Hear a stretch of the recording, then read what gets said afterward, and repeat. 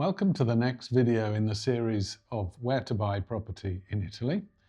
And today I'm going to talk briefly about the region of Chianti.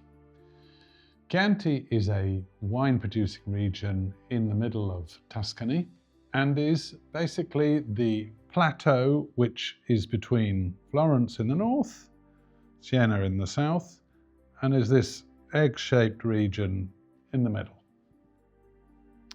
When we talk about Chianti, technically we're actually talking about this area which is the Chianti Classico region, because then there are other ones, sub-regions of it around. But the Chianti Classico is actually really divided into two, the southern half gravitating towards Siena and the northern half, so the Florentine Chianti, gravitating towards Florence. They're both hilly regions and they're both, as I said, very much still wine country. These are famous names, famous wine brands come from this area. So if you look first at the southern side of the Chianti, you've got the famous little villages of Castellina, of Rada, of Gaiole and of Castelnuovo.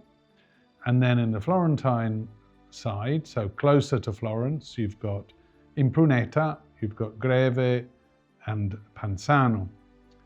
And then, as I said, the hilly area all around the two. These are areas where famously over the years people have bought farmhouses, stone-built farmhouses, quite remote locations, a lot of them.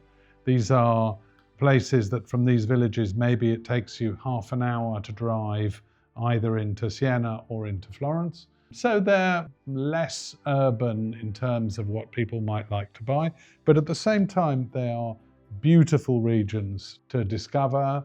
People like to buy the houses to own maybe some olive grove, some vineyard, and they're great regions to explore and to lovely hotels, drive around, enjoy seeing the countryside, and just understand whether this is the right piece of Italy for you.